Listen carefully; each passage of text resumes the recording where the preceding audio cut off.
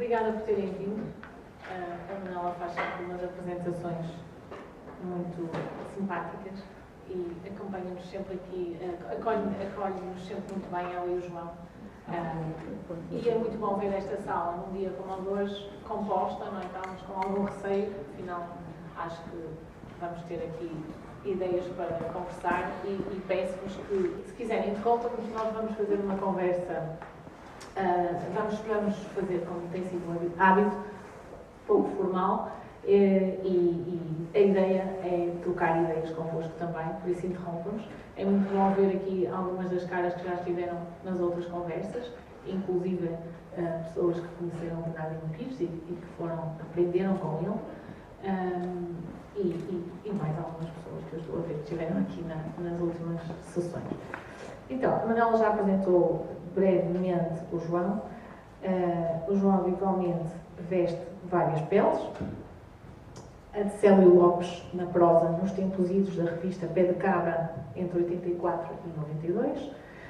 O João, habitualmente, o poeta, tem vários livros publicados e acho que, inclusivamente, trouxe um livro dele para tentar ler alguns poemas que fazem sentido nesta conversa, embora vai ser um desafio, porque a última vez tivemos o Isaac Ferreira, não é? Portanto, não vou chegar nem aos calcanhares, como vão ver, mas pronto. E o professor universitário, psicólogo, especialista de comportamento desviante, que, tanto quanto eu entendo, lhe permitiu complementar a vida de flaneur na cidade do Porto com a profissão de etnógrafo urbano. Eu nem sabia que esta profissão existia, mas etnógrafo urbano e especialista em comportamento desviante. Ele afirma no texto que escreve para o livro do Bernardino Pires. Já agora, vocês não têm o livro ainda, mas nós trouxemos textos que o Paulo pode partilhar convosco, porque estes textos, como eu pensei nesta sessão, foi partir da base dos textos, uma vez que nem o João nem o Paulo se conhecem, ou se conheciam até agora, e cada um escreveu um texto para o livro do Bernardino Pires. E os textos, na minha opinião, tocam-se em algumas coisas que vocês vão ter a oportunidade de ver. E como vamos partir desses textos, pode ser útil para vocês terem também esses textos, que o Paulo vai partilhar. Então, o João habitualmente escreve: a nossa vida não interessa aos outros, porque é nossa, mas porque toca a deles. O João, mais recentemente, aprendeu a arte de massagem. E assim surge mais uma entidade, que é o Lopes, o massagista. Ele recupera o Lopes, abandonou o céu. Eu, quando penso no trabalho do João, penso em versatilidade, ou na pessoa do João, penso em versatilidade. E acho que vamos poder discutir algumas destas ideias dele sobre a cidade a partir do texto dele. Relativamente ao Paulo Moura, que eu também não conhecia, pessoalmente, o Paulo estudou História e Comunicação Social, é repórter de imprensa, viajante por excelência, mas não para sítios paradisíacos. Cabul, Afeganistão, Chechênia, diz, na sua biografia: caminhos difíceis, lugares pouco recomendáveis e más companhias, graças às quais mantenho a forma e a saúde. Viveu no Porto, segundo diz também no texto do livro do Bernardino Pires, viveu no Porto o lado selvagem da sua infância. E é disso que nos fala um pouco.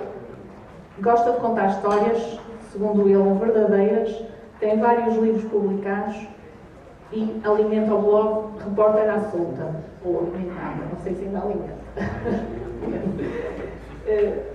Talvez a palavra seja liberdade. O seu último romance, salvo erro, é Hipnose, e também podemos discutir algumas ideias à volta disto e da atualidade.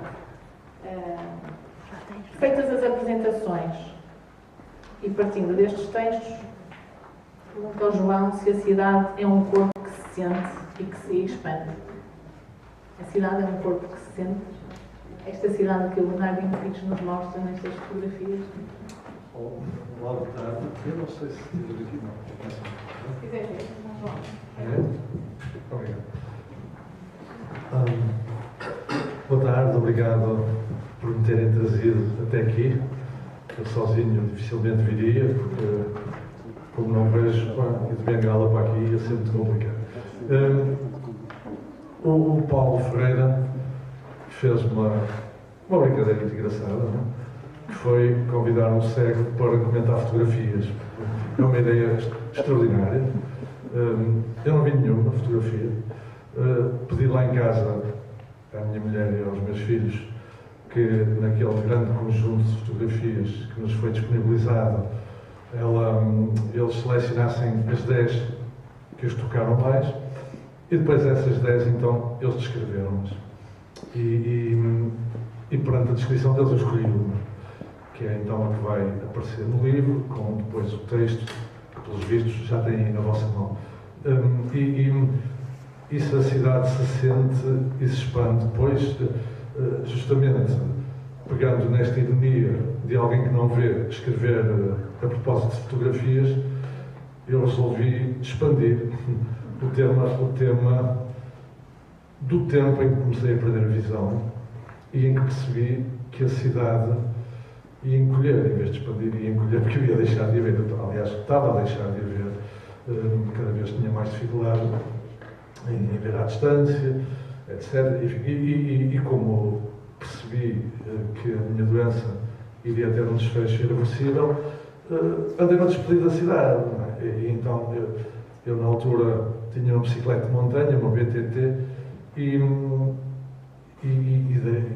fiz montes de percursos pela cidade, não apenas, também por Gaia. Aliás, eu nasci no Porto, mas aos 3 dias de idade a minha mãe fez uma linha na maternidade onde tinha ido para me dar à luz e regressou ao sítio onde vivia, que era Gaia. E portanto eu sou gaiense, mas para mim ser gaiense ou ser do Porto é a mesma coisa. Gaia é Porto e Porto é Gaia. Eu às vezes faço uma brincadeira com os meus estudantes, digo-lhes que o Porto é a cidade da Europa que tem os pontos mais altos e só outra cidade com pontos tão altos como o Porto. Pergunto-lhes se sabem qual é. Eles nunca adivinham, mas é Gaia. É de facto um conjunto urbano e, portanto, a minha identidade é de portuense. E passei muito na minha BTT também por Gaia, também por Matosinhos. Isto com o objetivo, para mim, claro, de fixar imagens na minha cabeça que depois vivessem comigo para o resto da vida, em que eu ia deixar de ver. Eu tenho-as cá. E por isso é que às tantas, digo aí no texto, que quando deixei mesmo de ver, e agora venham empreiteiros para escavaquem a cidade e tal, a mim já não me importa, que a minha cidade, o meu Porto, esse já ninguém me destrói, esse está na minha cabeça. Portanto, por exemplo, ouvi falar muito naquela obra que o Cisa e o Souto Moura fizeram na Avenida da Liberdade e na Praça Humberto Delgado. Há quem gosta, há quem não gosta, há quem diga que assassinaram aquilo. Eu não sei, eu vou lá e o cheiro é o mesmo, o espaço é o mesmo, para aquilo para mim é igual ao que era. Pronto. Portanto, olha, e assim, em vez de expandir, ia encolher a cidade, mas afinal não encolheu. E deixa-me só dizer mais isto. Eu um dia que estava a fazer a marginal na minha bicicleta, a marginal do lado do Porto, na minha bicicleta, às tantas parei e fiquei a olhar para o rio e tive uma epifania e que foi, eu naquele momento percebi, um dia eu vou morrer e a cidade fica cá. E achei aquilo muito injusto. Eu pensei, eu nunca posso morrer porque eu quero viver até a eternidade no Porto. E quando eu morrer isto devia desaparecer tudo comigo. Enfim, um dia tudo isto será meu, é o título da minha coletânea que está ali nas mãos da Catarina. Eu acho que vou passar a palavra. Obrigada, João. Sim, nós vamos ter que fazer aqui uns exercícios com os microfones, mas tudo bem. Não, é que eu surpreendeu-me um bocadinho no teu texto, porque tu dizes e volta em seguida à sua deambulação, isto é o flanar pela cidade, sem propósito senão o de esgotar-se todo naquela experiência do ver, do cheirar e do sentir. Tu não pões o ouvir aqui. Esqueceste. Isso depois do ver, do cheirar e do sentir. E dá uma sensação perdeste um dos sentidos, ou praticamente, não é? Mas tens os outros todos, não é? Portanto, tu continuas, a cidade continua viva à tua volta. Sim, mas a dimensão do espaço, quer dizer, a visão no sentido totalitário. Portanto, quando vemos, usamos poucos outros sentidos. Portanto, as pessoas olham para a cidade e estão a vê-la permanentemente. E essa dimensão visual, de facto, é insubstituível. Eu já não sei muito bem como é o Porto, ao nível da quantidade de coisas que se alteraram e tal. Agora, vou aos sítios do costume e esses, para mim, são iguais. Sei lá, vou ao Piolho, por exemplo. Vou à leitaria da Quinta do Paço, os eclairs. Por acaso, agora meteram para lá um monte de eclairs com sabores que não acho que eu gosto. Portanto, vou a esses sítios, sei lá, pronto, sobretudo aos cafés do Porto. E o Porto para mim continua igual, porque a sonoridade é a mesma, também encontro lá alguma gente que conheço, em algumas casas ainda me conhecem, os empregados e tal. E portanto, aqui sim é o meu Porto. O Porto visual, eu esse já o desconheço, e eu acho que se agora de repente começasse a ver outra vez, ia-me assustar com duas coisas. Uma era com a minha imagem ao espelho, que eu entretanto envelheci bastante, suponho eu. E em segundo lugar seria com o Porto, o que eu ia ver do Porto. E quase que adivinho que me ia desgostar. Então a horda de turistas, eu esses ouços mais ou menos a passar, o Porto sofreu um processo de turistificação demasiado intenso e que eu penso que está a gerar problemas sérios na cidade. Sem dúvida, Paulo, não sei se queres dizer alguma coisa sobre isto. Pode ficar. Nós partilhamos estes dois. Então, boa tarde a todos. Esse é teu. Obrigado por terem vindo e obrigado pelo convite. Estava a ouvir com muita atenção, João, e achar muito curiosa esta ideia de comentar fotografias sem poder ver, né? Esta ideia que o Paulo Ferreira genial ter-se lembrado de alguém que não o vê. Mas faz todo o sentido, e devem dizer que isto faz muito sentido. E então, agora ouvir-te, João, este testemunho, né, de alguém que viu o Porto e depois deixou de o ver, né, e vais aos sítios, mas reconheces os sítios, apesar de provavelmente estarem todos diferentes. Isto leva-me a pensar que provavelmente isto acontece um pouco com todos nós, mesmo os que vemos. Por mais que a cidade se transforme, nós que a conhecemos continuamos a ver a mesma coisa. Não vemos as diferenças, nós vemos aquilo que para nós é a essência da cidade, aquilo que é importante, aquilo que é a nossa história com a cidade. A cidade é muito, não são as imagens, não é o que de facto objetivamente está lá, é a história da nossa relação com a cidade, é as aventuras que vivemos, as histórias que passámos, as coisas de loucuras de infância, etc. A nossa relação com a cidade, essa história é para nós a cidade. E quando chegamos a um sítio, vemos o mesmo sítio, mesmo que ele esteja diferente. Eu acho que isto acontece com as cidades para o bem e para o mal, digamos. Eu acho que isto é algo que, por um lado, é a essência da própria cidade, que é algo que transcende a presença física. A cidade é uma coisa inventada, não é? Uma cidade é uma espécie de um mito, é algo imaginado. A cidade realmente não existe, não é? Tem uma vida própria. Sim, é muito aquilo que nós imaginamos, é aquilo que nós pomos lá. A cidade é feita de símbolos, né? Cada monumento é um símbolo. Aliás, as cidades são construídas com... As ruas têm nomes de pessoas, tudo está uma história em todo lado, não é? E é isso que é a cidade, não é propriamente os prédios que lá estão, é aquilo que significam, a simbologia, tudo isso. E, portanto, a cidade está muito na nossa cabeça e, de certa forma, é aquilo que nós acreditamos que é a cidade. E daí ser possível nós amarmos uma cidade, não é?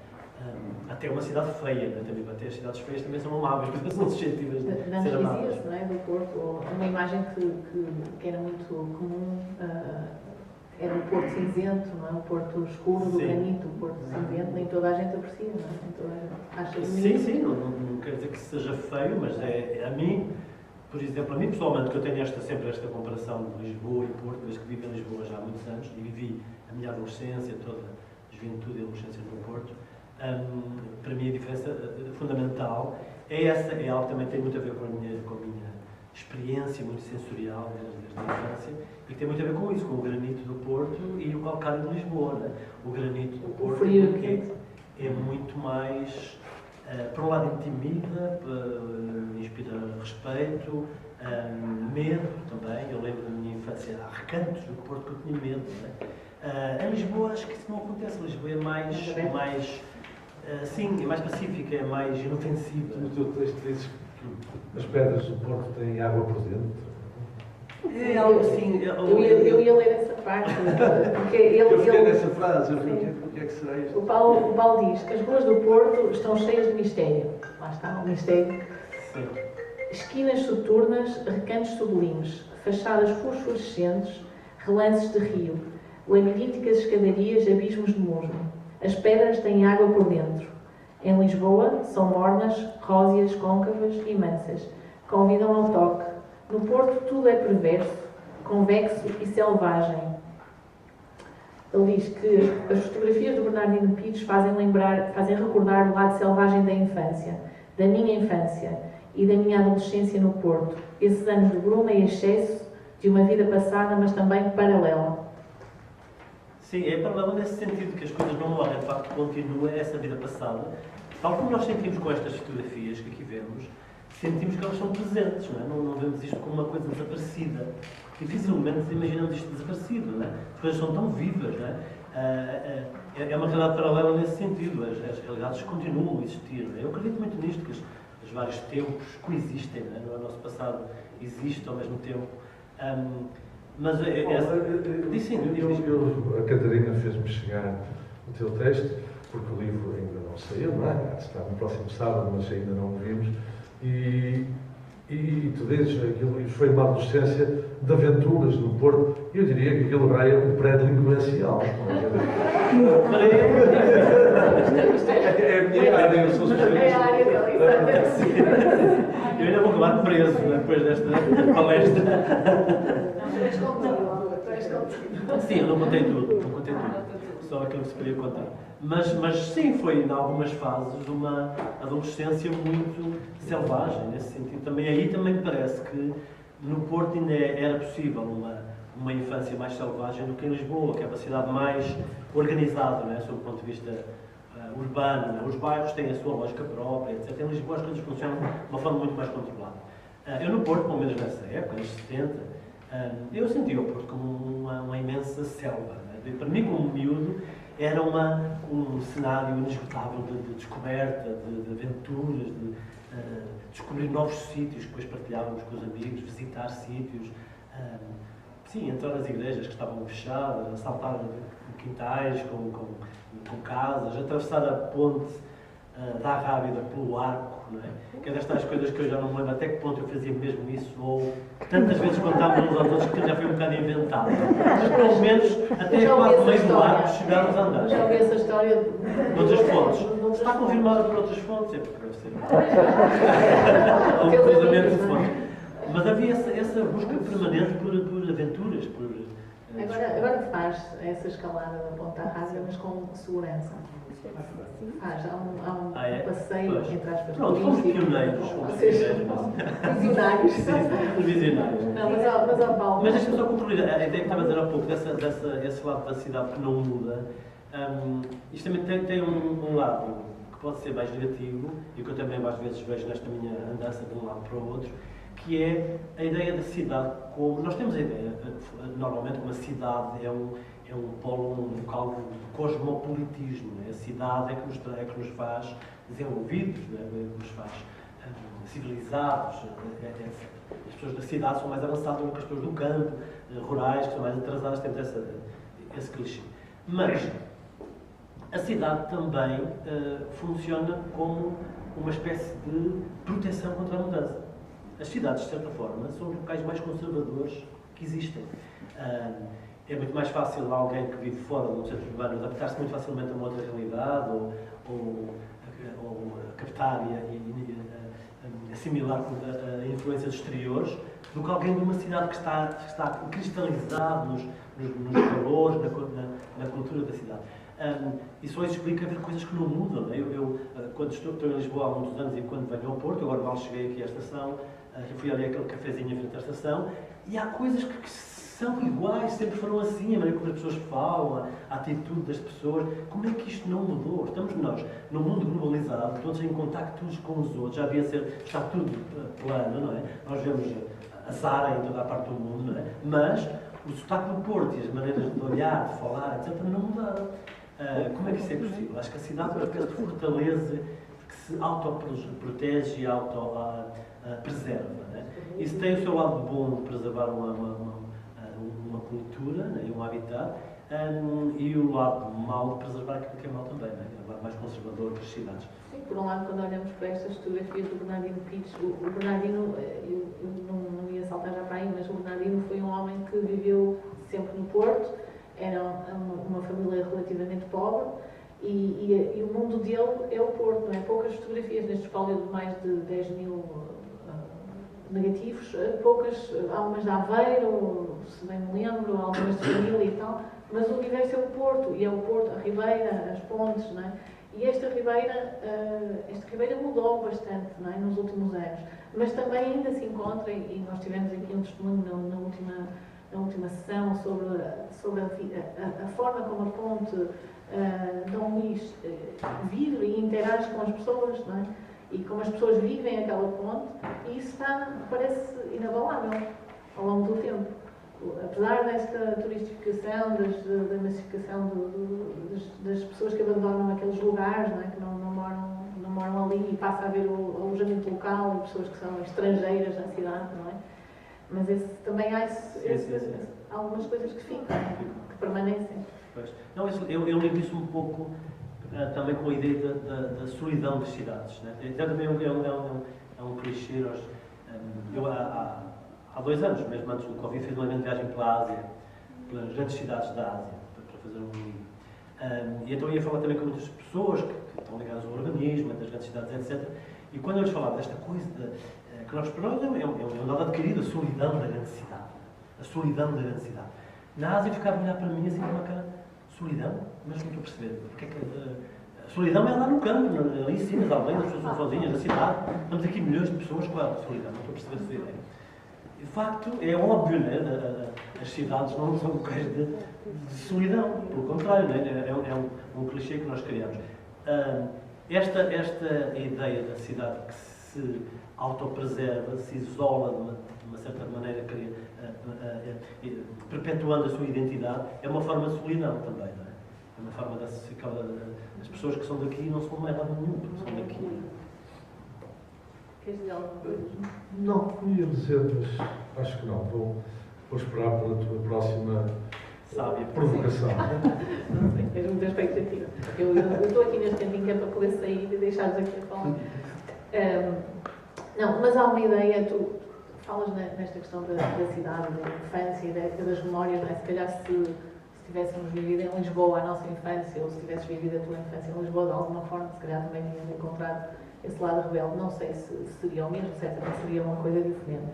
Mas tu dizes de facto que jamais te afastas desta cidade do Porto da tua infância. E dizes que fazes um comentário interessante, que é um Porto que já não existe sem ter desaparecido. Em Lisboa as coisas secam, no Porto apodrecem e renascem. E eu acho que isto liga um bocadinho à tua atualidade, porque quando vejo o teu percurso, não sei se é verdade, mas parece-me que há um certo apelo pelo extremo, pelo limite. E isso tem raízes neste Porto da tua infância, neste Porto soturno, nestas ruelas? Eu acho que sim, mas provavelmente, como tu dizes, isso tem a ver com a minha experiência pessoal no Porto, né? Provavelmente outras pessoas no Porto tiveram experiências diferentes e outras pessoas estão incrivelmente rebeldes e fora da lei em Lisboa, né? Portanto, tiveram com a minha experiência pessoal, mas o facto é que a minha adolescência no Porto, esse lado dessa rebeldia, e também um grupo de amigos que me rodeei, não só isso, o facto de também o Porto ser da altura, e acho que isto não vai ofender ninguém, mas a verdade é que o Porto era muito atrasado em muita coisa. Não havia cultura, não havia cultura no sentido de espetáculos, de cultura onde se pudesse ir, cultura há sempre. Não havia vida noturna, né? Eu lembro de eu e os meus amigos, queríamos sair à noite, ficávamos no carro. Só havia o uso, não era? Sim, havia assim umas coisas manhosas e havia. E o Big Bang. Eu lembro que os primeiros de nós que arranjaram um carro, compraram um carro, e depois. Era aquele Brasília, era esse, não?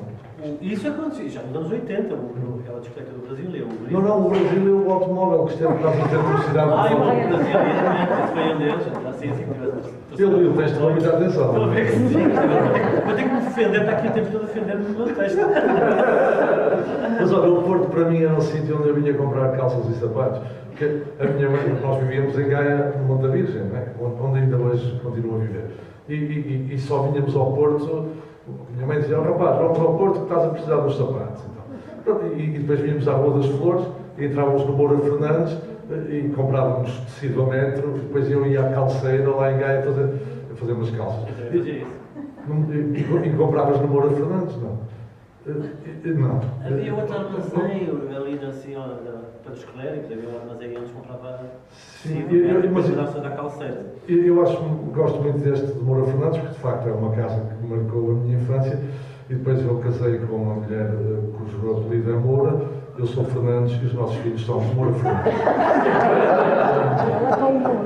Eu sou Moura, sou Mas não vê descalças, pois não? Ainda não vê descalças. E agora já com perfeitas. Deixa-me só concluir a ideia, só pode parecer que eu estava aqui a dizer que o Porto não tinha nada. Por contrário, havia essa minha geração, que é a mesma do João, praticamente, eu sou um bocadinho mais velho. Mas eu tenho a sensação de que descobrimos nós muito e criámos nós muitas coisas que não existiam. Não é? Portanto, também houve essa aventura de os primeiros bares que abriram, nós conhecíamos as pessoas, fomos os primeiros a ir aos bares, o teatro, as primeiras bandas de música, muita coisa de cultura começou a surgir na altura, muito à custa do esforço das pessoas, individualmente, não é? Porque, ao contrário, mais uma vez, de Lisboa, onde sempre houve muito mais ajudas, muito mais apoios, no Porto as pessoas faziam as coisas à sua custa. Não é? Houve um esforço enorme de uma geração para criar alguma coisa de jeito no Porto. É um esforço bem sucedido, mas isso também dá um certo lado da aventura dessa juventude, que foi o facto de termos criado coisas onde não havia nada. É um esforço para conseguir essas coisas. Aqui o Paulo escolheu a fotografia, onde é que está a fotografia dos meninos que diz despejos? É uma que está aí ao lado, que é quadrado, formato quadrado, que tem duas meninas ou uma menina e dois meninos, ou uma coisa assim, mas são meninos da Ribeira. E eu quando estava a ler o teu texto, passou pela cabeça o universo do Bernardino Pires, foca-se muito nas pontes, são correntes, e também muitas crianças. Há imensas crianças nas fotografias do Bernardino. E não necessariamente, como dizia também o Ricardo no outro dia, não necessariamente do ponto de vista da pobreza ou de mostrar aquela pobreza, não necessariamente, não com esse propósito, parece. Mas ocorreu também o que é feito destas crianças, não é? O que é que estas crianças que são as crianças que saltam para o rio, são as crianças que brincam num carro. Há um texto também muito bom do José Eduardo Reis, que são as crianças, não está aqui a fotografia, mas a brincar neste carro que está aqui, nesta carcaça. E são os mundos que elas criam, não é? E onde é que estas crianças... Talvez apareçam agora, com um livro, algumas destas crianças podem aparecer. Talvez. Eu acho que também algumas destas crianças, o Bernardino desenhou-as nos seus... Ele também fazia uma parte de gráfico e de publicitário, e nós encontramos algumas parecenças com algumas das crianças que estão nas fotografias, nas dos seus desenhos. Não sei se é assim ou não sou especialista nesta área, mas parece. Algumas daquelas caras talvez lhe fossem familiares, porque pelo que eu percebi, o Bernardino Pires visitava recorrentemente a Ribeira para fotografar, e portanto há quem diga também que algumas destas pessoas o reconheciam ali, de por ali a fotografar, e talvez isso também facilitasse algumas das fotografias, algumas das poses tão naturais que estão nestas fotografias, onde ele um pouco interfere. E pronto, é uma história, não é, que estas crianças, certamente este mundo que elas têm ou que elas tiveram, há de se refletir depois em adultos, não é? De alguma forma. Nós hoje temos as imagens de guerra das crianças da Ucrânia, e nós vemos crianças com... Aquela infância é marcada, não é? Tem que ser marcada pelos eventos que os miúdos estão passam, não é? Pela sua realidade. Não sei se querem dizer alguma coisa sobre isto. Alguém? Acho que disseste tudo. Alguém quer dizer alguma coisa desse lado? Não sei se querem fazer alguma pergunta, algum comentário. Sim? Estamos a falar das crianças. E as crianças da Ribeira, isto é lindíssimo. Mas tu traz esta beleza, esta luz, há muita beleza, há muito maltrato. E eu apanhei essas crianças na Ribeira a trabalhar no projeto e houve muita prostituição, houve muito álcool e, portanto, não podemos dobrar assim a pílula. Agora, a questão da beleza é. Isto é lindíssimo. Obrigada. Precisamente, já agora eram só 3 pequenos apontamentos. Em primeiro lugar, dizer que há pedras que têm água dentro. Estas pedras que aqui estão são chamadas choronas. Quem nos disse isto foi um pedreiro que esteve aqui a trabalhar e disse: senhora, vocês aqui vão ter muitos problemas. Eu, porquê? Porque as pedras são choronas. E então perguntei-lhe porque é que lhe chamava choronas. E ele disse: porque chove e elas conduzem a água, portanto, choram, no sentido que parece a umidade. Eu disse: pronto, mas depois tem o verão, já não choram. Choram, vêm de baixo para cima. A umidade sobe. De maneira que está confirmado cientificamente que as pedras, a água das pedras. A outra era sobre esta realidade que agora a Helena comentou e que é um facto e de facto ainda bem que é uma realidade que está muito longe dos nossos dias, porque isto tem um ar aparentemente poético, mas se pensares o que é que estas crianças andam assim, é por absoluta miséria. Aquilo não era pobreza, era miséria. E tivemos a oportunidade de desenvolver alguns trabalhos e conversar com algumas pessoas que neste momento são idosas e como é que viviam na Ribeira, e chegaram a contar que deitavam para ter uma casa num bairro social, porque era uma evolução fantástica, punham cordas nos barrotes das casas para derrubar o telhado. Portanto, que é uma coisa que também pouco se sabe. Para quê? Para ter uma outra casa em condições.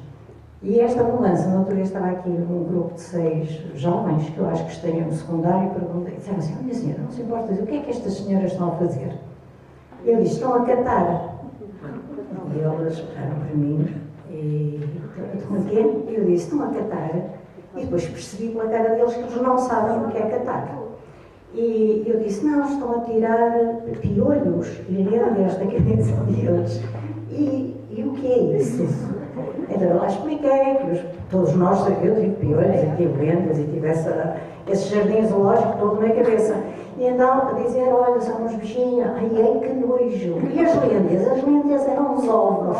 E até expliquei como é que a minha avó tirava os ovos, que era puxar, não é, o ovo pelo fio, e depois tínhamos como prémio matar, portanto, a cabo de ovo.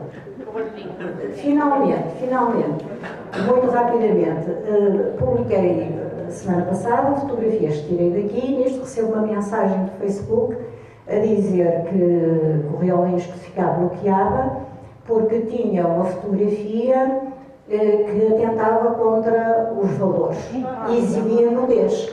E eu tenho imenso cuidado, porque andamos muito nas redes, e então fui catar, verdadeiramente catar, porque a fotografia tinha sido tirada, fui catar e fui ver, e não tinha nenhuma fotografia de fotografias, só que havia um grupo, e aparecia ao fundo aquele menino com a pilinha à mostra e o outro que não se vê nada à mostra, porque tem uma t-shirt enorme e tal. E pronto, é o algoritmo, estas nem pensar, não é? É o algoritmo. Portanto, também nos dá outra dimensão e de outro tempo. Mas também não convém esquecer aquilo que a Helena há bocado disse, porque havia muita prostituição na Ribeira e aquilo que hoje se chama pedofilia, que na altura não tinha este nome, nem era considerado um problema. Desde o momento, por exemplo, que as meninas não fossem descoloradas. Portanto, era considerado natural. Pronto, era só isto. Da parte que eu gostei mais são das chodonas. Portanto, agora já para a próxima já pode dizer que as pedras têm água dentro. Já agora eu gostava de dizer uma coisa ali ao Paulo, não é? Sim. O Porto realmente era muito mais atrasado que Lisboa culturalmente. A partir de 28 de maio, porque antes era muito mais avançado. Porque vinham ao Porto óperas, operetas, já para a malta mais nova, que não iam a Lisboa. O Porto era um centro de cultura no princípio do século XX. Depois é que passou para segundo lugar, porque concentraram tudo em Lisboa. É só uma pequena parte. O Porto não era assim tão atrasado. O Porto fizeram-o atrasado. É diferente. Ah, Sim, mas isso eu não queria isso o contrário, aliás. obrigada. O Porto fizeram e fazem, né? É atrasado. Eu sentir isso que é muito mais difícil fazer alguma coisa no Porto, culturalmente, ou lançar qualquer iniciativa, do que em Lisboa. Eu sinto isso ainda hoje. Né? E que há outras épocas em que não seria tanto assim, mas uma constante histórica desde há bastante tempo, né? Infelizmente. Pelo menos há algumas gerações. Só para reforçar o que a Manuela disse, né? A minha mãe foi professora primária e acabou a sua carreira profissional aos 70 anos, precisamente no bairro da Sé. O que ela descreveu acerca que a Helena disse é absolutamente verdade. Há 30 anos ainda era assim. A prostituição era um problema gravíssimo. Os miúdos e as miúdas tinham problemas para toda a maneira, e depois tudo, depois droga, álcool, por aí adiante. Era um problema ainda há 30 anos. Não sei se mais cedo, se agora já não é. Acho que mais depois passamos para aqui. Boa tarde. Eu só queria dizer ali ao João, eu penso que não será grande novidade, mas não queria deixar de dizer. Quando diz que acha injusto que quando morrer o Porto não desaparece, não é? Eu acho que por cada um de nós que morra, há um Porto que morre. Portanto, cada um de nós tem um Porto diferente dentro de nós, não é? É pena não podemos deixar uma obra destas, ou um livro, sobre o nosso Porto. O meu Porto é diferente do João, de qualquer um de nós.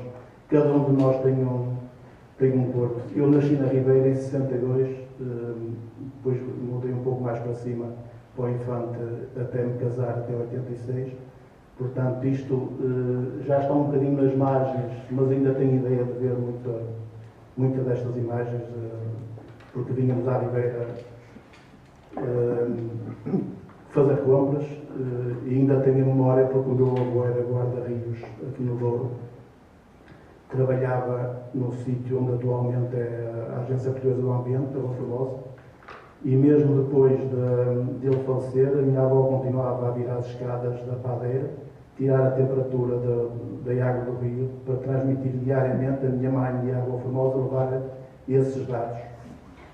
Curiosamente, eu, passado muitos anos, estou a trabalhar na Comissão de Coordenação e Desenvolvimento Regional do Norte, que já fomos o mesmo serviço da atual Agência Portuguesa do Ambiente. Na prática, ainda que com 50 anos ou 60 de diferença, fui colega do meu avô, no mesmo serviço. Portanto, isto a mim também me diz muito e continuo a dizer atualmente.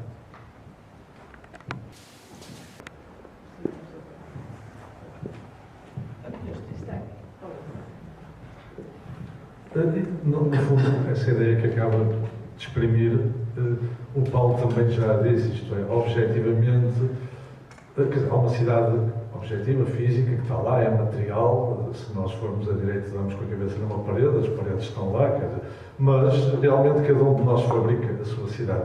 Há um autor, um etnógrafo urbano, por falar em etnógrafos, que diz que de cada cidade se desprende um duplo.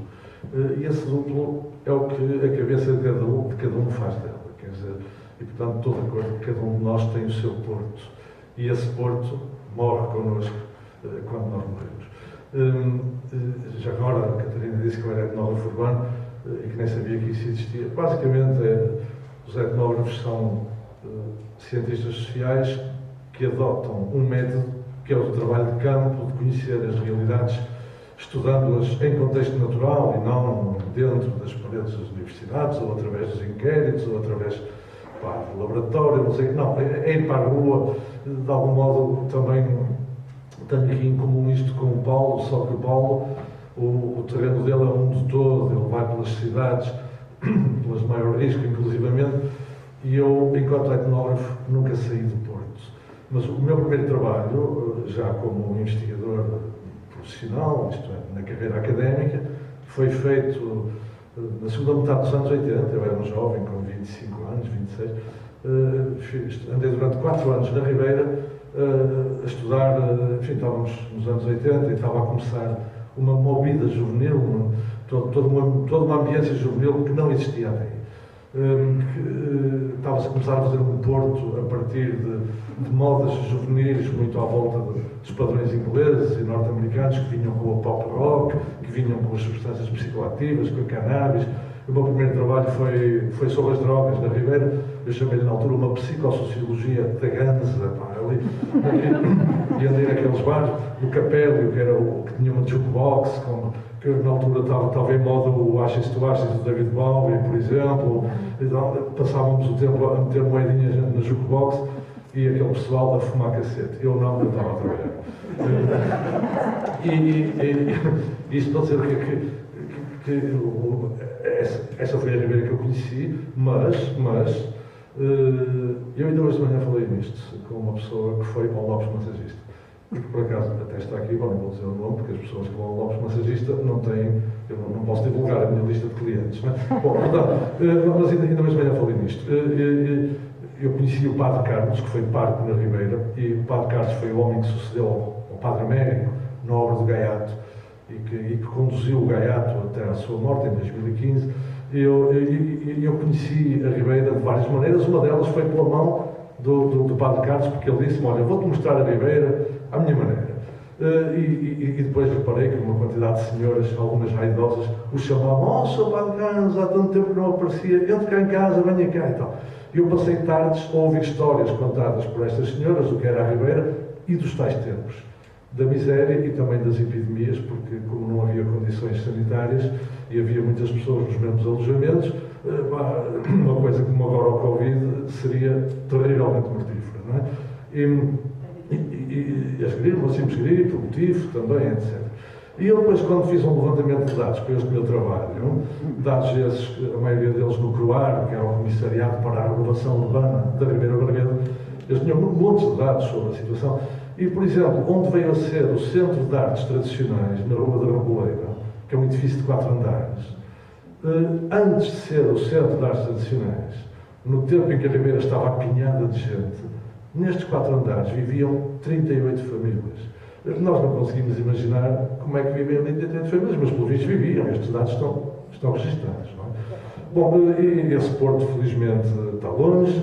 Agora, era bom que tivessem desaparecido os problemas. Estamos aqui a falar. Era bom. Quer dizer, eu no meu trabalho tive uma doutoranda que fez a etnografia dela, foi sobre a prostituição do Porto e a prostituição de rua, a prostituição de barata, digamos assim.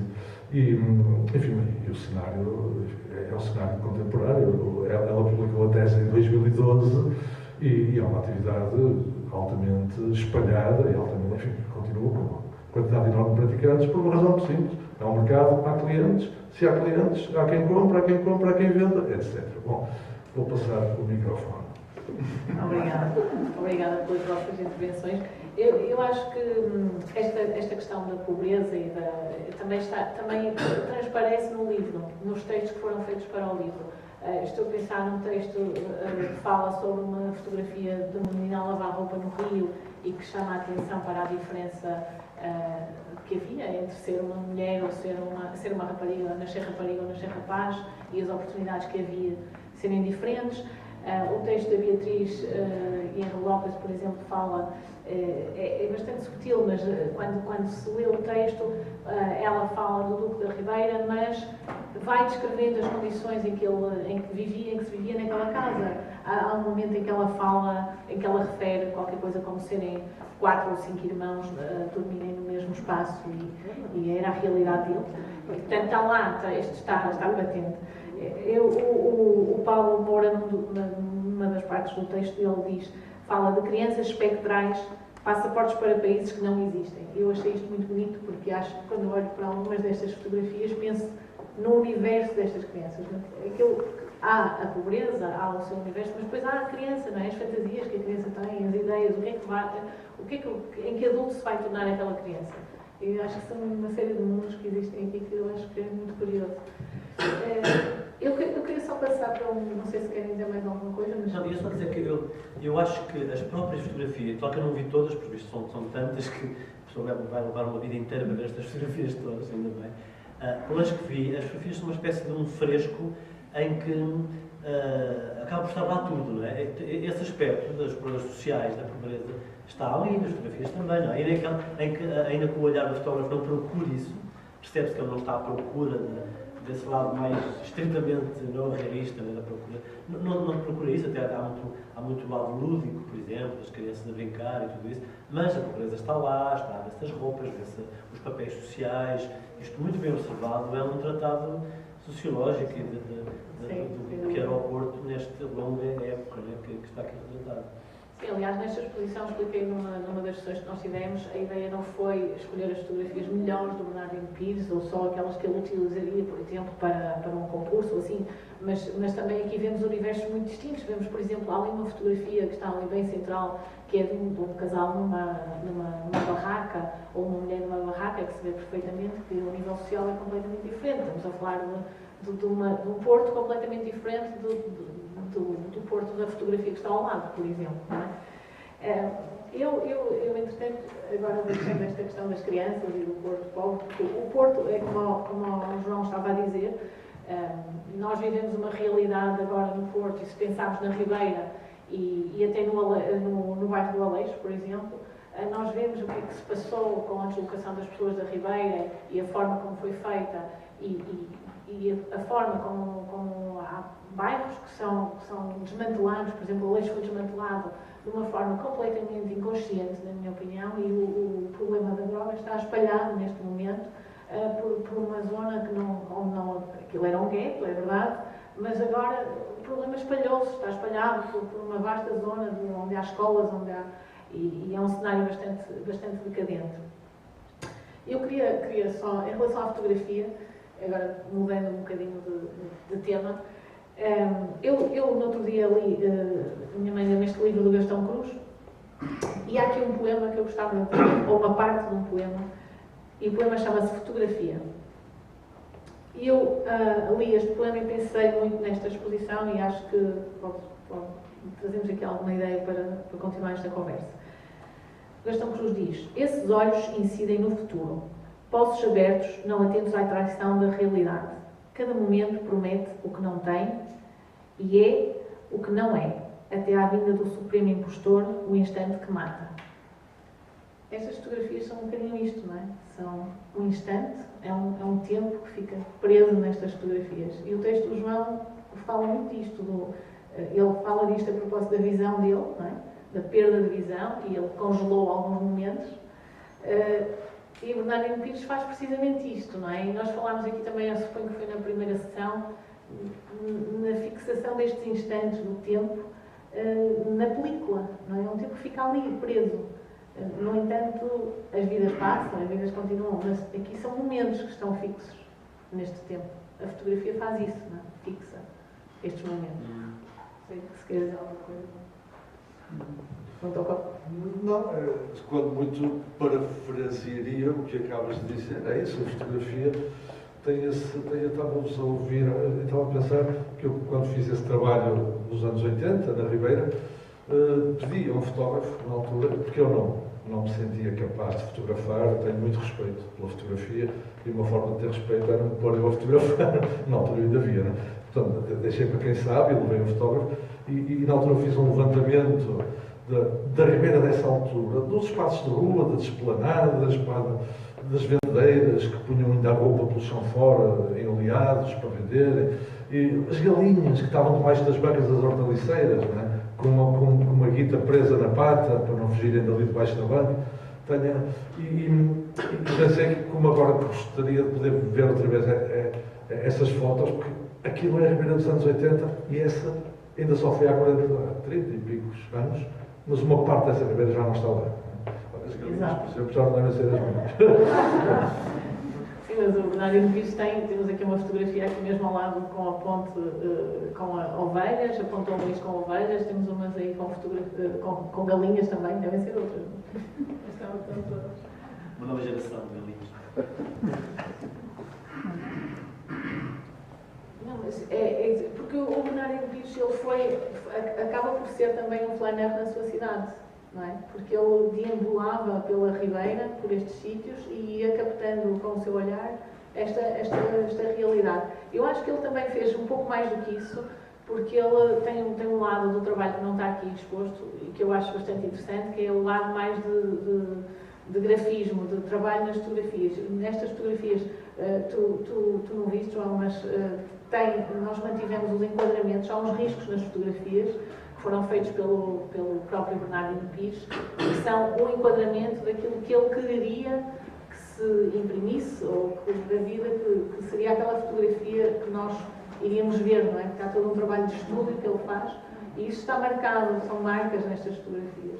Portanto, há a fotografia, que já é um enquadramento, já é uma perspectiva daquela realidade, e depois há os enquadramentos que ele faz com riscos no negativo. E o negativo é um negativo, depois, com aqueles riscos, só se podia aproveitar aquela zona que ele imaginou que seria a que nós iríamos ver. Eu trouxe mais uns textos do João, que eu acho que também se cruzam. Isto é uma antologia de poemas do João habitualmente, em que ele diz que se chama Um Dia Tudo Isto Será Meu. Não sei o que é que ele quer dizer com isso. E eu escolhi aqui um poema dele que se chama Kodak, que eu acho que é muito curioso também, porque Kodak toda a gente sabe o que é, e liga-se à fotografia necessariamente. E ele diz: tão sentados que estamos aqui na borda da lua, anda a jantar comigo, pomos a vela na mesa, tão bonitos que ficamos, ri-te para a fotografia, e tão inúteis que somos. É isto? Ficamos inúteis na fotografia? Estas fotografias dos casais felizes, que eu também tirei, a mim irritam um bocado. Aquela coisa, no dia dos namorados, depois fazemos uma fotografia, ri-te para a fotografia, e tão inúteis que somos. Mas também é bom ser útil, esta coisa de que nós vimos ao mundo só para ser úteis, nós não somos um boi, não é? E mesmo os bois, quer dizer, os animais domésticos nós só os queríamos pela capacidade que eles tinham de nos ser úteis, não é? E fomos marcados por esta lógica do trabalho, fomos e somos marcados por esta lógica do trabalho, e portanto somos uma espécie de um animal de carga que vem ao mundo, mesmo que a carga seja só o ecrã de computador, não é? Mas sim. Agora, esse poema é do meu primeiro livro, de 95, eu nem sequer o teria posto na antologia, porque não gosto dele. Mas não, escolheste bem porque chama-se Kodak e isto tem a ver com uma exposição de fotografia. Agora, quem fez a antologia foi o meu amigo, já falaste hoje nele aqui, o meu amigo Isaac Ferreira, porque quando me convidaram para fazer a antologia nessa coleção da Porta Editora, eu não sabia fazer uma antologia dos meus textos. Porque, não sei, não sabia deitar textos fora. Embora alguns eu acho que são maus, mas são meus. Então não os deito fora. E portanto pedi a um grande amigo, que é a pessoa que melhor conhece o que escrevi, que é o Isaac, eu a brincar digo que ele é a minha voz oficiosa. E tenho uma grande voz oficiosa, que ele é um leitor de poesia fantástica. Pronto, e essa seleção é dele, e ele selecionou esse poema, tudo bem. De resto, porque é que o livro se chama Um Dia Tudo Isto Será Meu? Porque eu não conseguia pôr-lhe um título. E o Isaac perguntou-me assim: já tens título para isto? Eu disse: ainda não. Olha, então eu tenho um. E espetou-lhe com esse título. Pronto, foi assim. João, nós na última sessão tivemos cá o Isaac. Desta vez não o desafiámos, eu acho que ele também não estava disponível. Mas, quer dizer, temos dois culpados, não é? Não só ele fez a antologia, como eu vou escolher o poema, um dos poemas que tu não gosta. Não é? Tenho que falar com o Isaac sobre esse assunto. Mas pronto, mas tu, isto bem... Eu não gosto. É muito simplório, não é? É muito simplório. A poesia tem que ter... Se fosse só isso, qualquer um era poeta. E os poetas têm-se na arrogância daquilo de não ser para todos, não é? Mas isso liga um bocadinho àquela questão questão da fotografia também, porque a fotografia, há uns anos atrás, só alguns é que eram fotógrafos, apesar de eles se chamarem fotógrafos amadores, não é? Grandes fotógrafos nós temos que são fotógrafos amadores, mas hoje, por exemplo, nós todos somos fotógrafos, não é? Tu estavas a dizer que não fazes fotografia, mas nós hoje com o telemóvel, não é? Todos fazemos fotografia, sistematicamente, nós vulgarizamos a fotografia. Estamos a falar desta fotografia dos sorrisos dos casais felizes, né? A fotografia tem muito também essa característica de nos retratar. Não vamos fotografar as pessoas a chorar num funeral, não é? Fotografa-se quando estão felizes num casamento. Não é? A fotografia é para retratar os momentos felizes. E hoje em dia isso vê-se cada vez mais de uma forma ao ponto de deturpar a própria realidade. Não é? Hoje as pessoas fazem selfies e viajam aos sítios só para fazer uma imagem de si próprios no sítio, a sorrir e mostrar, e pronto, e já podem ir embora porque está cumprido a tal utilidade. Né? Viajar pode ser apenas essa. Olhando para estas fotografias, isso ligando com a tua questão da fotografia, fixar um momento, não é? É um instante que morre com a fotografia ou que ganha vida. Estas fotografias retratam um tempo, não é? Na sua riqueza, na sua capacidade de observação, na sua variedade. Nós temos aqui um tempo, um Porto que está aqui retratado, nós quase vivemos para olhar para elas. Se olharmos para os milhões de fotos que são colocadas no Facebook e no Instagram todos os dias hoje, será que eles retratam um tempo com a mesma veracidade que estas fotografias fazem? Será que hoje nós, precisamente pela proliferação e o desenvolvimento dos próprios média, nós criamos uma realidade mais falsa, nós temos uma capacidade de falsear a realidade maior do que existia? É muito difícil captar os momentos do tempo, não é? E momentos como nós temos aqui nestas fotografias, e que são isso mesmo, são fixações de instantes, não é? Uma imortalização de um instante, não é? É isso a fotografia. Se é um momento decisivo, ou se é um momento que, segundo o fotógrafo percebe que naquele momento está lá tudo, não é? Ou que pode contar uma história através de um momento fixo. Isso hoje em dia é cada vez mais difícil. Nós não vivemos o momento presente. Não é? Eu ultimamente nunca me interessei por essas coisas, mas ultimamente tenho nada interessado em algumas filosofias orientais, designadamente mindfulness. O João deve estar familiarizado com isso. Os psicólogos se importaram esse.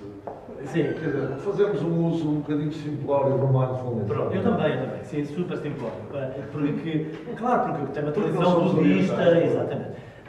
Mas eu fui ler algumas coisas desse. Há um monge que, por acaso, só há pouco tempo é que eu vi que o monge morreu este ano já. O monge que é o Thich Nhat Hanh, que é um monge vietnamita, que foi um monge que fugiu para os Estados Unidos no tempo da guerra do Vietnã e ficou lá e viveu nos Estados Unidos e depois em França. Nunca mais pôde voltar porque o governo vietnamita não o deixava regressar. E foi ele que desenvolveu esta ideia do mindfulness como forma de meditação ligada às tradições budistas e que depois tornou uma moda no Ocidente. Mas que essencialmente significa isto. Mindfulness é desenvolvermos, através de técnicas de respiração, de meditação, de concentração, desenvolvermos uma capacidade de estarmos atentos ao momento presente. No fundo é isso. Coisa que cada vez mais difícil. Traduzir atenção plena. A atenção plena. Aliás, eles desenvolvem mesmo isso. Estarmos atentos ao pulsar do nosso coração, ouvirmos a respiração, ouvirmos todos os pequenos ruídos que estão à nossa volta, desde os pássaros que estão a cantar a 1 quilómetro até aos pequenos ruídos que nós normalmente não ouvimos, mas desenvolver essa capacidade de atenção ao presente e em vez de estarmos permanentemente a pensar no passado e a pensar no futuro e a planear e isto e aquilo, e o presente escapa-nos, não é? O presente que no fundo é a única realidade que temos, não é? Não vivemos nele, nós vivemos num tempo diferente. É muito acelerado, não é? Exato. Essa técnica do mindfulness pretende tentar voltar a isso, desenvolver essa capacidade de estarmos atentos ao presente. E que eu tenho me interessado por isso, porque eu acho que isso tem muito a ver com a atitude que deve ser a atitude do viajante. Se viajar é alguma coisa, e isso viajar pode ser na cidade do Porto, não é preciso ir à Ásia para viajar. É uma atitude perante as coisas enquanto as vivemos.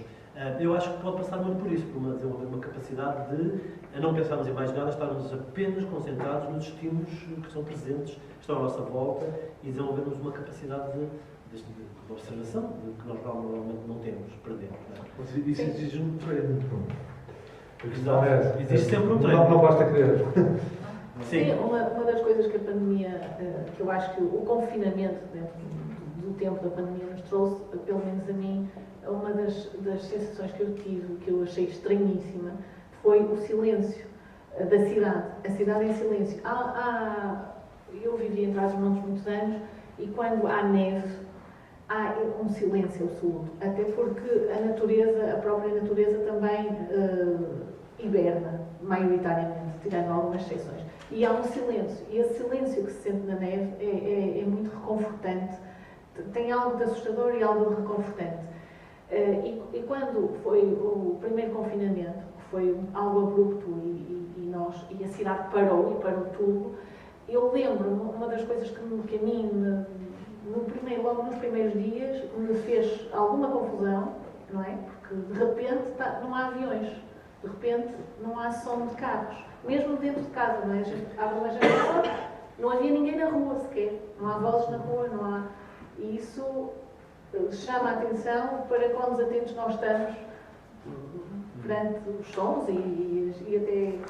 Eu acho que isso também se traduz nas conversas entre amigos. Muitas vezes falamos sobre isto, que é, vivemos todos num tempo muito acelerado, as pessoas se calhar não veem, não prestam atenção aos detalhes, não se ouvem, falam sem se ouvirem. Muitas vezes. Nós temos tempo hiperestimulado, porque há sempre estímulos de todo lado. Quer dizer, basta entrar numa rede social e nós somos bombardeados com N coisas, mas se entrarmos dali a 5 minutos já são outras coisas que lá estão. Quer dizer, por exemplo, eu não pude vir a nenhuma das duas conversas anteriores porque tinha outras coisas onde também tinha de estar. E hoje, para estar aqui nesta, deixei de estar noutras. Nós estamos sempre a faltar em qualquer lado e sempre com a sensação da falta. Não é? E isto é terrível, realmente.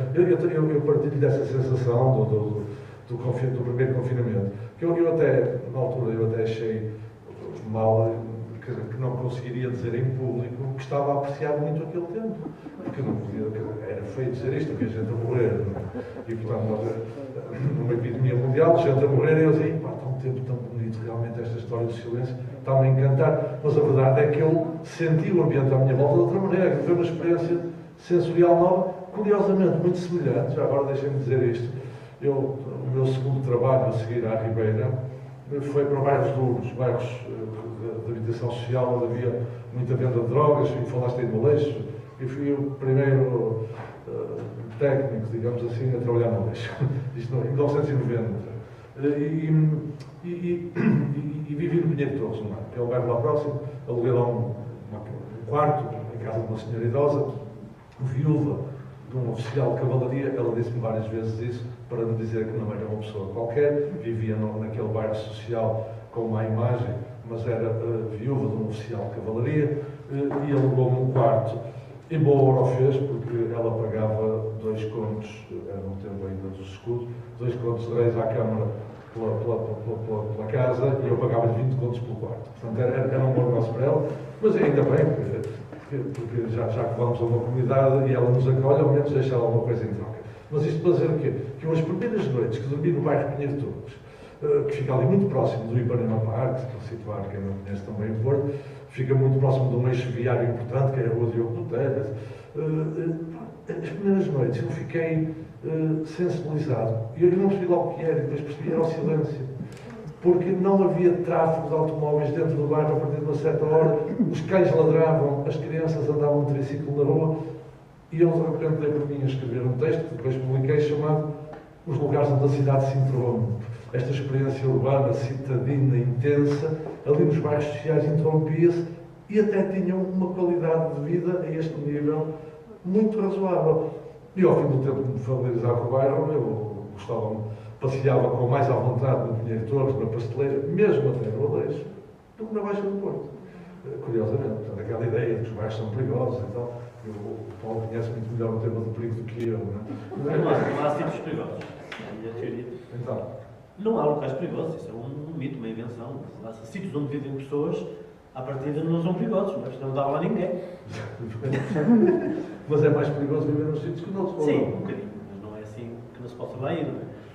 Eu tenho um amigo que foi ele que me levou as primeiras vezes ao Aleixo, que ele estava lá muito bem relacionado com um traficante da Torre e eu precisava de ter um alibi para entrar nessa torre e tal, e começar a estar por ali. E ele dizia, nós, dizia um pouco na mesma linha que tu, não há sítios perigosos, isto é, nós podemos andar em todo o lado do mundo desde que saibamos o que andamos lá a fazer. Queria ele dizer com isto, se vens aqui para o Aleixo, tens que saber onde é que estás, por exemplo, há perguntas que não fazes. Por exemplo, quem é que anda aqui a meter a droga? Se não se pergunta, se não saiam 200, vai. Portanto, é isto, é se calhar aprender a estar nos sítios que nós não conhecemos, é aprender a arte de escutar, em primeiro lugar, de escutar quem lá está, de saber como é que vivem, para depois sabermos o que é que podemos dizer. Não se pode dizer uma coisa qualquer. Sim, é respeitar e principalmente não ter medo, ir para um sítio com medo, isso. Eu lembro que uma das primeiras vezes quando era miúdo fui a Lisboa, miúdo não, já assim, adolescente, íamos à Alpoleia para ir a um festival de música. Aliás, ia ao Cascais Jazz, assim, foi um dos primeiros Cascais Jazz, tinha 17 anos, fui à Alpoleia com um amigo aqui do Porto para Lisboa, e chegámos, fomos ao Cais de Sodré para apanhar o comboio para Cascais, pimba, 2 tipos apanharam-nos a assaltar. Disseram que eram polícias judiciária, e que tinham que nos apreender os documentos e também os bens todos, ficámos com tudo, viemos embora, não fomos a Cascais Jazz nem nada, pronto, fomos assaltados em Lisboa. Já depois disso, vivi em Lisboa há 30 e tal anos, nunca fui assaltado. Portanto, era o ar que nós tínhamos que era possível não nos roubar. Com aquele arzinho até eu roubar. A propósito dos sons parados, tu tens aqui dos sons das interrupções da cidade. O João tem aqui um poema que se chama Os Sons Parados. Há aqui uma lentidão de sons parados. Um mar estático, esta tarde, cinzas resolutos policiam todos os repousos ou recantos, e já estou cheio de ler o mesmo livro. Espero com emoção o incêndio repleto da cidade. Alguns silêncios e alguma agitação na cidade. Era só uma metáfora, essa do incêndio repleto da cidade. Essa era a tarde do Nero. Tu falas também aqui no teu texto, e isto é que me levou para a questão da fixação do momento na imagem, que é, porque o João, no seu texto, fala nos passeadores de Disneylândias e comenta estes turistas que tudo fotografam, no fundo, não é? Mas diz, o que acontece a cada momento esgota-se na plenitude do instante. Ou se vive logo ali, ou não se leva no bolso para lugar nenhum. De alguma forma, quando olhamos para estas fotografias, nós não estamos a viver aquele instante, não é? Nós não estamos a viver aquilo que o Catarina, eu também viajei à minha maneira, não muitíssimo menos que o Paulo, mas quando era um jovem, fazia aquela coisa que era andar de comboio muito barato, que era o Interrail, não é?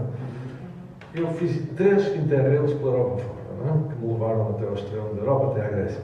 E não levei máquina fotográfica em nenhum dos 3. Portanto, eu não tenho uma única fotografia desses 3 Interrails.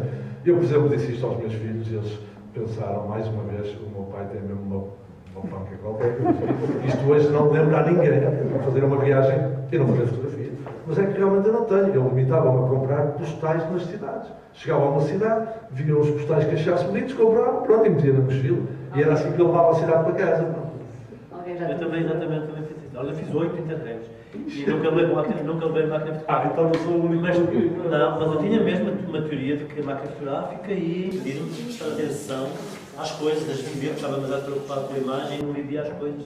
Havia mesmo uma teorização disso, mas era de propósito. Olha, mas isso é muito interessante. Eu acho que os jovens hoje deviam entrevistar-nos, a nós dois. Um dia já sem máquina fotográfica. Sim. Isto parece-me uma coisa inacreditável. Porque hoje não faz sentido viajar se não trouxeres imagens para mostrar. Não, se não tivesse tempo para pôr no Facebook. Olha, agora estou a almoçar. A aventura é isso, é o que fica no Facebook, não é a experiência que ficou. Também é muito para mostrar aos outros, não é? Nós fotografamos porque vamos a um sítio e queremos mostrar que estivemos ali, ou tens um gato, ou estás a comer não sei o quê, e fazes fotografias. Mas é isso que eu dizia há pouco, mas é uma realidade muito construída.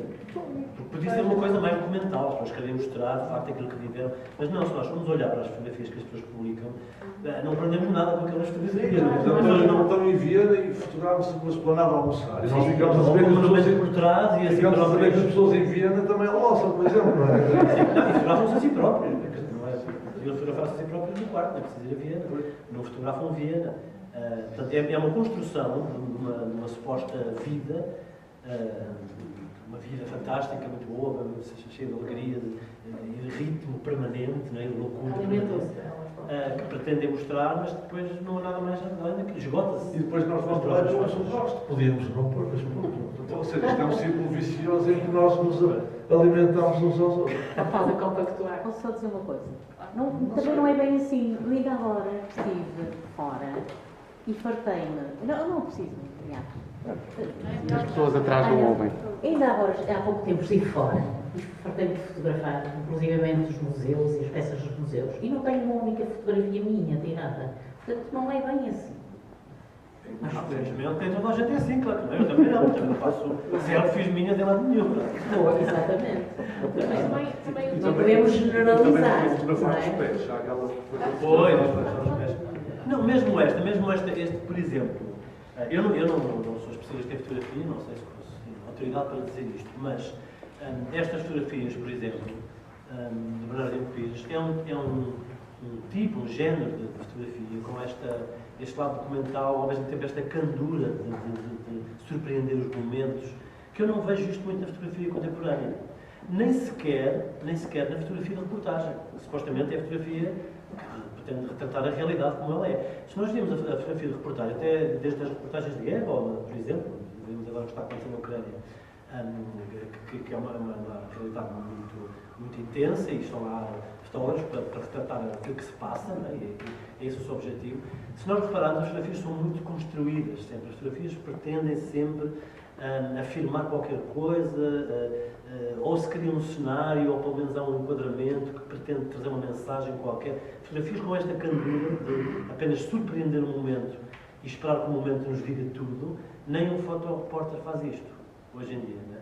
E ele procura esses momentos. Eu não sei se alguém quer dizer alguma coisa sobre isto, não sei se o Ricardo Chauri conheceu o Bernardino Pires, não sei se quer dizer alguma coisa sobre isto, mas ele comentava que o Bernardino Pires não tinha em mente fotografar a pobreza, não era isso. Realmente há aqui alguns momentos em que ele fotografa pelo momento, não é? Pelo enredo que está ali. Eu acho que todas estas fotografias prestam a histórias.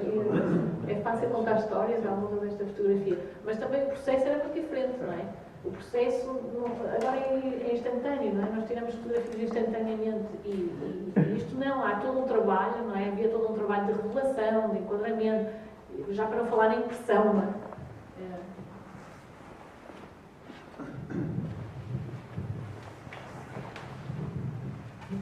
Efetivamente, há aqui uma série de fotografias que me surpreendem, porque nas fotografias que o Bernardino Pires expôs, algumas das que estão aqui, eu estou convencido que ele jamais as iria expor. Ele devia fotografar também muito para ele, porque eu acompanhei a obra do Bernardino Pires exposta, e a obra que eu vi, pois, em alguns aspectos, até não tem pouco a ver com esta exposição.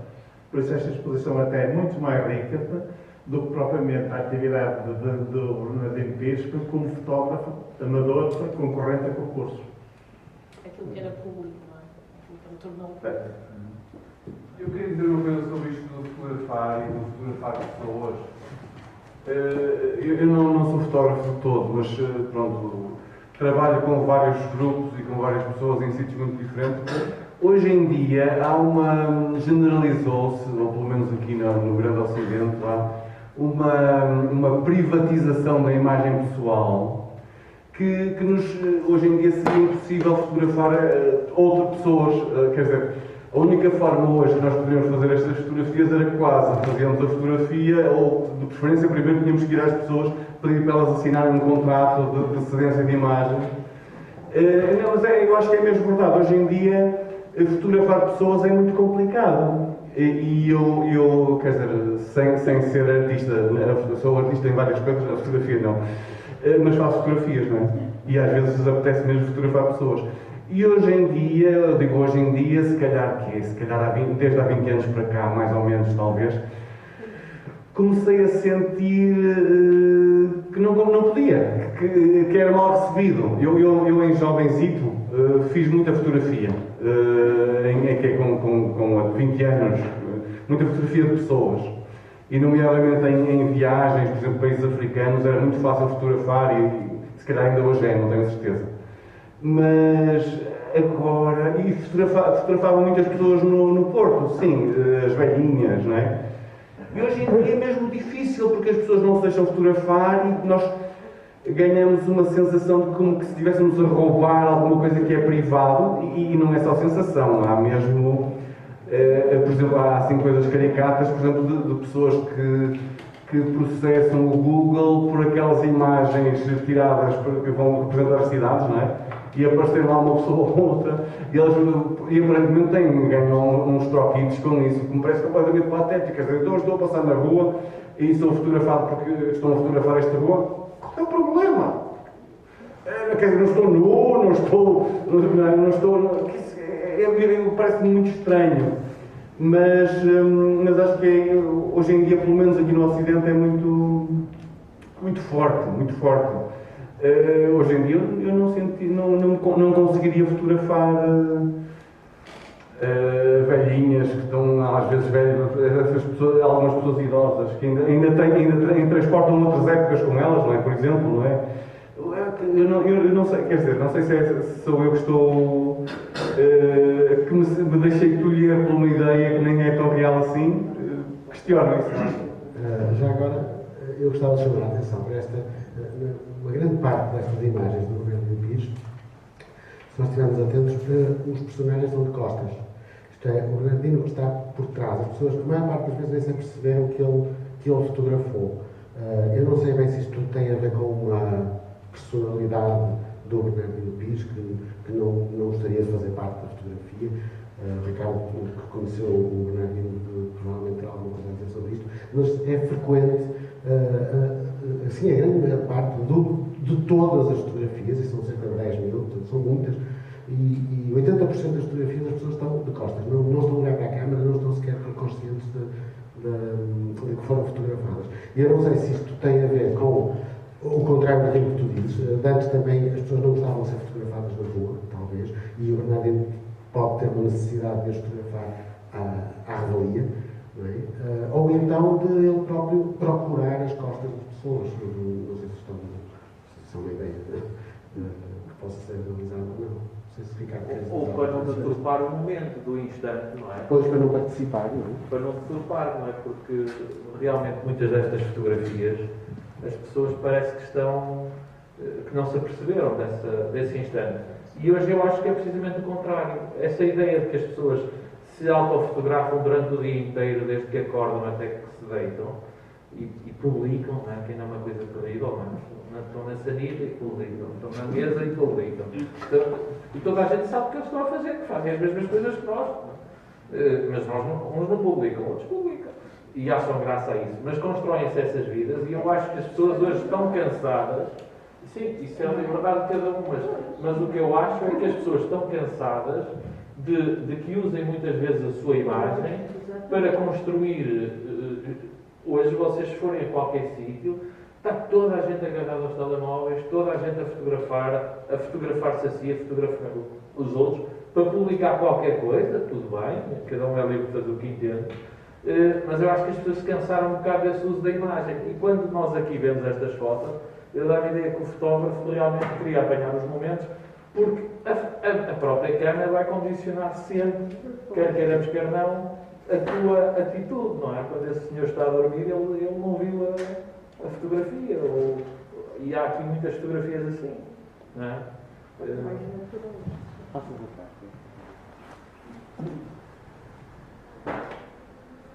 Nestas fotografias também há muitas situações em que o fotógrafo só poderia fotografar de costas. Aquele menino está a saltar para o rio, não havia outra hipótese de fotografia. E muitas delas, e contrariamente ao que estão a dizer, vão-me perdoar, há muitas em que as pessoas são fotografadas de frente. A senhora da barraca, esta senhora que está aqui, umas meninas ali atrás, e aquela, por exemplo, aquela fotografia da varanda. Para mim só faz sentido ser de costas. A beleza da fotografia é que ela não creio que haja uma... Não, há uma recorrência de fotografias no todo, esta é uma parte pequena da coleção. Mas há muitas diferentes. E há muitas. Sim, mas muitas das que estão de costas, isto é uma opinião, só poderiam ser feitas exatamente assim, porque o fotógrafo não tinha posição para as fotografar do outro lado. Portanto, não sei se a ideia era pronto. A mim quer-me parecer que sim, que é uma ideia. É a ausência do fotógrafo na imagem. É a não interveniência do fotógrafo na imagem. Acho que há uma procura do Bernardino nesse sentido. Há fotógrafos que se nota-se o contrário, que fizeram a fotografia ou frente do olhar do fotografado. E aqui parece-me que é uma constante as fotografias do fotógrafo. Aqui já resta, por exemplo, tu estavas a dizer, pode ser esta fotografia. Não, este momento foi fotografado de diversos ângulos e há uma série de fotografias do menino do lado, por exemplo, em que se vê os meninos que estão na morada. Sim. Sim, mas por exemplo, essa fotografia de frente não poderia ter sido tirada. Não é? De frente de quê? De frente para as pessoas. A posição do fotógrafo em algumas fotografias ou é de lado ou é de costas. E de costas ou não? E em relação ao que o Paulo... Eu posso dar uma opinião. Mesmo quando é diferente, realmente há muitas fotografias em que ele não interfere, em que está a acontecer uma cena e ele não interfere. Não é tanto ser de costas. A maior parte são de costas neste caso, mas há outras em que está a acontecer coisas e ele não interfere. E este que estão de frente, também ele está a uma distância de segurança. Ele não está, as pessoas não estão, acho que o ponto aqui é, não estão necessariamente a posar para a fotografia. Em muitas delas, na maior parte delas. E isso é realmente uma diferença marcante para alguns fotógrafos até anteriores, que era uma fotografia mais encenada, e para o momento atual em que as pessoas se autofotografam sistematicamente, não é? As ditas selfies, etc. Mas tudo bem, são realidades muito diferentes, não é? Mas a verdade é que o Bernardino parecia ser um... Eu estava a pensar, quando tu disseste isso, quando uma pessoa olha para as fotografias do Bill, todas as fotografias do Bill, ou uma grande maior parte, em que aquilo é tudo completamente encenado, muito anterior e tudo encenado, aquilo é tudo uma encenação, às vezes até de uma pobreza. Ele chegava a levar guarda-roupa para... Exatamente, quando um tipo olha para aquelas fotografias todas da arte e natureza em Portugal também. E analisa aquilo com algum cuidado, sim, mas isto... vê que aquilo foi tudo construído, as pessoas foram postas lá. São épocas muito diferentes, é por isso... mas é totalmente diferente disto. Claro, isto tem um tal, é aquilo que nós chamamos um neorrealismo, não é? É uma intervenção nova, uma forma nova de mas olhar, até nisso não é? ele se distancia um bocadinho, porque há muitas fotografias que são claramente modernistas, não é? São fotografias muito para a frente da época em que eles estavam. Hoje parecem-nos naturais, mas há muitas, temos imensas fotografias, sei lá, estou a pensar numa fotografia de umas cordas, de umas amarras de um barco, que hoje são óbvias, hoje se calhar fazíamos essa fotografia, mas Pode ser como o Bernardino Pires não evitava as pessoas, antes pelo contrário. Agora, acontece que na altura a fotografia, se tivesse a pessoa fotografada a olhar para a câmara, perdia alguma espontaneidade. Pois, esta aqui elas estão a olhar para a câmara, mas estão espontâneas. Ele evitava que as pessoas estivessem a olhar para a câmara. Mas, de qualquer modo, ele estabelecia a relação com os fotografados. Mas quando uma pessoa olha para as imagens do Bill, em que ele põe as pessoas lá, ponha-se ali, ponha-se acolá, as pessoas estão ali estáticas, às vezes até são coladas nas fotografias. No Bill, é uma tem as fotografias, por exemplo, da construção dos molhos do Porto de Lisboa. Em algumas, são dezenas de pessoas que são colocadas em determinado sítio para ser fotografadas. Às vezes de quilómetros. Há também aqui uma questão, é que o Bill fotografava com exposições muito mais longas. Exato. A tecnologia também ajudou. Não podemos comparar o Bill. Não é quase uma comparação, é quase como justificação. O Bernardino tem uma tecnologia que lhe permite apanhar um momento, e um momento rápido. Mas eu comentei no início, por exemplo, que o Bernardino tinha que ser conhecido na Ribeira, ele frequentava a Ribeira, as agentes da Ribeira conheciam o Bernardino Pires, algumas agentes conheciam, e não, tanto é, talvez que isso também facilite o ar natural com que elas estão a fazer as suas coisas e ele deambulava por ali frequentemente, não é? Há essa familiaridade no lado do Bernardino Pires, e isso transparece nas fotografias, parece-me. Isto é um bocadinho, não é dizer mal das fotografias, para lá. Nós podemos num álbum de fotografias na nossa casa dos tempos das minhas avós, dos meus pais, e encontramos esta naturalidade nas fotografias, porque há uma relação de uma certa intimidade. Mas aí estão em pose. Não, nem sempre. Muito, mas nas a maioria das vezes. Nas festas. Sim, mas eu acho que na maioria das vezes é muito normal. Aliás, o Bernardino também tem algumas fotografias de família e separam-se completamente. Aliás, a Ana não está aqui, a Ana é que conhece melhor o espólio, na verdade, porque ela está a digitalizar, e ela faz uma categorização muito clara, com uma perspectiva de arquivo até, e de estudo do espólio, que distingue muito bem estas coisas, e nomeadamente aquilo que são as fotografias de família, não é? Eu estou a fotografar aqui a minha família, os meus miúdos a brincar. Isto é outra coisa o que está aqui, na minha opinião. Acho que a Manuela está Eu concordo que, de facto, este tipo de fotografias hoje não seria muito fácil fazer. Eu concordo, de facto, com o que diz. As pessoas estão muito mais autoconscientes da sua imagem, ou há uma privatização da imagem, essa ideia de que as pessoas têm o sentido que há direitos à sua própria imagem, o que é que vão fazer, porque é que está a fotografar, o que é que vai fazer com a imagem, que uso é que vai ser feito. As pessoas estão muito mais conscientes disso e geralmente não se deixariam fotografar com esta inocência, né? Mesmo nos casos em que se vê aqui, as raparigas olham, estão a sorrir para o fotógrafo. Né? Há muitos casos assim. O que é um bocado paradoxal, se pensarmos que a facilidade com que as pessoas depois estão disponíveis para dar os seus dados e as suas fotos em todo lado, e nas redes, e no Facebook, e em todo lado, já não há privacidade de facto nenhuma. Mas aí são controladas por elas, não é? Quando a pessoa nem sabe o que é que o Zuckerberg faz com as... Agora já sabemos um bocadinho, mas o que é que ele faz com as nossas imagens? Nem sempre. Olha, eu dou-lhe um exemplo. Eu, quando andei a tirar o curso de massagem, era uma turma de 12, e vi lá umas meninas que andavam lá porque não tinham mais nada para fazer e escreveram-se naquilo. E eu, quando dei por mim, andavam fotografias das nossas aulas de massagem nas redes, e elas não pediram nada, não por cima o pessoal de cuecas a fazer massagem. Eu acho que não está lá nenhuma minha de cuecas.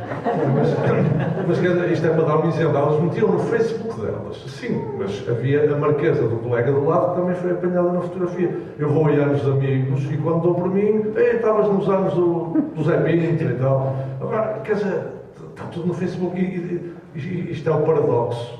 Com o que acabaste de dizer, que é, agora é preciso autorização para tudo. Eu, por exemplo, eu trabalho em investigação.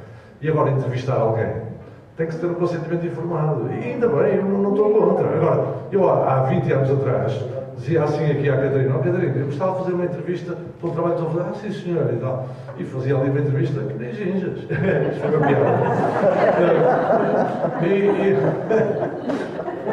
Agora não, agora tem que ser com consentimento informado. E, por exemplo, o trabalho que eu fiz na Ribeira, no Aleixo, muitos colegas meus hoje acham que isto já não podia ser feito da mesma maneira, porque eu não me podia diluir numa esplanada ou numa esquina onde se está a vender heroína, diluir-me anonimamente, para estar ali, enfim, depois a recolher dados, embora nunca revelando a identidade de ninguém, que nunca revelei, mas eu estava a estudar contextos e interações, e não a pessoas X ou Y. Mas isto hoje é muito mais problemático fazê-lo. E mais, nós escrevemos o diário de campo, não é? Para depois podermos analisá-lo a posteriori. E hoje começa a prevalecer a ideia de que depois da investigação publicada devemos destruir o diário de campo. O que, reparem, é tão simples como isto. Os diários do Brito Capelo, o nosso explorador africano, do Malinowski, primeiro grande antropólogo dos Estados Unidos, embora sendo polaco, isso teria tido, se o espírito fosse esse na época, tínhamos destruído isso tudo e hoje não sabíamos uma parte importante da história da antropologia. Vamos destruir em nome de uma espécie de uma ideia de transparência, isto é, tem tudo que ser muito transparente, porque senão estamos a ser brigadizados. Esta ideia de transparência E agora, esta ideia que vou dizer a seguir não é minha, é do Byung-Chul Han, que é um filósofo sul-coreano que vive em Berlim. O Byung-Chul Han tem um ensaio que se chama A Sociedade da Transparência. E mostra como todas estas ideias da transparência, de que os titulares de cargos públicos têm que ter o IRS público, não sei o que, tudo muito transparente, acontece porque nós perdemos a confiança. E à medida que as sociedades dilaceram a confiança e desconfiam do vizinho do lado, há um instituto instituem a ideia de transparência, quando na realidade o que há é uma desconfiança. Nós estamos a substituir a ética da confiança pela ética da suspeição. E chamamos a isso de transparência. Nós vamos ter que terminar, porque a Manuela está farta de fazer sinais ali para nós terminarmos. Agradeço-vos imenso. Deixa-me só dizer uma coisa que começou aqui. Há bocado estava a dizer que a fotografia era um instante. E eu lembrei-me de outra coisa, quer dizer, o que é o valor documental desta exposição, não é? Nós hoje já não vemos crianças descalças, ou se calhar vemos, não é? E portanto há aqui um valor um valor documental que faz parte da nossa memória coletiva, que é importantíssimo preservar, não é? Portanto, nomeadamente em tempos onde a rapidez é de tal forma e é tão institucionalizada e manipulada de forma que nós não tínhamos memória para tratar, enfim, para contextualizar os problemas futuros. A propósito disso, eu vou encerrar. A propósito disso, nós, por exemplo, temos uma situação com o espólio, que é o da Foto Riviera, em que, por exemplo, por serem demasiado recentes, nós não podemos fazer nada com aquelas fotografias, não podemos digitalizar, não podemos fazer isto que está aqui, porque é demasiado recente e corre riscos de se perder, porque não se consegue, neste momento, não se consegue fazer nada. Não há nenhuma instituição que se interesse porque acha que é demasiado recente e não tem valor, mas daqui a uns anos aquilo vai ter valor, mas perdeu-se. Nós vamos ter que fechar a sessão. Eu agradeço-vos estarem presentes, obrigada. Não sei, acho que todos mais ou menos falaram, não sei se havia mais alguém que queria dizer alguma coisa. Obrigada ao Paulo por ter vindo de Lisboa, especialmente para esta conversa. E obrigada ao João por estar aqui também.